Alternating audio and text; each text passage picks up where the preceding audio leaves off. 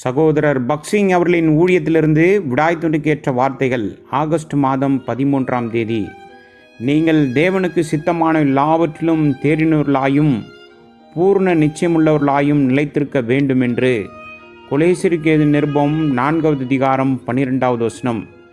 எரிகோவில் இருந்த தீர்க்கதரிசிகளின் புத்திரர் எலிசாவினிடத்தில் வந்து, இன்றைக்கு கர்த்தர் உனக்கு தலைமையாயிருக்கிற உன் எஜமானை உன்னை விட்டு எடுத்துக்கொள்வார் என்பது உனக்கு தெரியுமா என்று அவனை கேட்டார்கள்.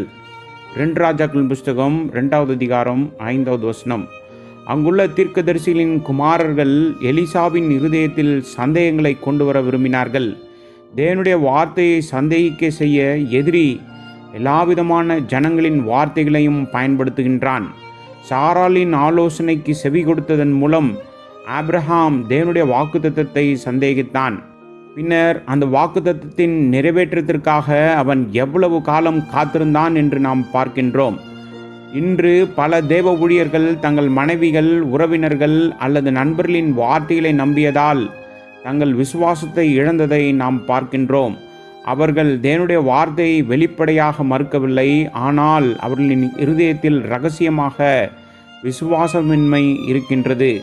அவர்களின் மனைவிகள் தங்களுக்கு வேண்டியதை பெறுவதற்காக கண்ணீரோடு பலவிதமான கதைகளை சொல்லி காரியங்களை சாதிக்கிறார்கள். இந்த இளைஞர்கள் எலிசாவை எப்படி ஒவ்வொரு அடியிலும் தடுக்க முயன்றார்கள் என்று பாருங்கள். அதுபோலவே பிசாசும் நாம் கர்த்தருக்கு முழு இருதயத்தோடு கீழ்ப்படிவதிலிருந்து நம்மை தடுக்க முயற்சிக்கின்றான். நாம் உறுதியாக இருக்க வேண்டும் மற்றும் தொடர்ந்து ஜெபிக்க வேண்டும். ஆண்டவரே, நான் உம்மை எல்லா வழிகளிலும் பின்பற்ற முடிவு செய்திருக்கிறேன். மேலும் எனது உறவுகள் அல்லது நண்பர்கள் மற்றும் பிறரால் எந்த வகையிலும் ஏமாற்றப்படாமல் என்னை காப்பாற்றும் என்று ஜெபிப்போம். அடுத்த சோதனை யோர்தான் நதியில் எலிசாவுக்கு வந்தது. 2 ராஜாக்கள் புஸ்தகம் 2வது அதிகாரம் 6வது வசனம். இது மரணத்தை பற்றி பேசுகிறது. அவன் தன்னை முழுமையாக மரிக்க ஒப்பு கொடுக்க வேண்டும். நாமும் அந்த பாடத்தை கற்றுக்கொண்டு, ஆண்டவரே, என் சித்தம் அல்ல உம்முடைய சித்தமே ஆக கடவுது என்று திரும்ப திரும்ப ஜெபிக்க வேண்டும். நம்முடைய சொந்த வழியை நாம் விரும்பும்போது நம்முடைய சொந்த எண்ணங்களின் ஜெபங்கள் பெரும்பாலும் பல மோதல்கள் மற்றும் தோல்விகளை தான் கொண்டு வரும். ஆகவே இனிமேல் ஆண்டவரே, உமது சித்தம் மட்டுமே எனக்கு வேண்டும் என்று சொல்லி அவருக்கு அடிபணிய கற்றுக்கொள்வோம். நாம் நமது எண்ணங்கள், யோசனைகள், திட்டங்கள் மற்றும் ஆசைகளுக்கு மறிப்பதற்கு ஆயத்தமாக இருக்கும்போது தேவன் தனது சொந்த திட்டங்களையும் விருப்பங்களையும் வெளிப்படுத்தி அவருடைய வீட்டை கட்டுவதில் நம்மை தம்முடைய உடன் ஊழியர்களாக மாற்றுவார். நம்முடைய நடைகளும் வழிகளும் கர்த்தரால் கட்டளையிடப்பட்டவை என்பதில் நாம் உறுதியாக இருக்க வேண்டும். மேலும் ஆவியில் நடப்பது, ஆவியில் வழிநடத்தப்படுவது மற்றும் ஆவியில் பிழைப்பது. கலாத்திற்கு எழுதிய நிருபம் 5வது அதிகாரம் 16, 18 மற்றும் 25வது வசனங்கள். நாம் நடக்கும்போது படிப்படியாக செல்கின்றோம், நாம் குதிக்க மாட்டோம். ஆவியில் நடப்பது என்பது கர்த்தர் வழிநடத்தும்படி ஒன்றன் பின் ஒன்றாக காலடி வைப்பது ஆகும். நாம் ஆவியில் நடக்க விரும்பினால் சிலுவையின் வல்லமையால் நமது எண்ணங்கள், யோசனைகள் மற்றும் ஆசைகள் அனைத்தையும் மரணத்துக்குள் கொண்டு வர அனுமதிக்க வேண்டும்.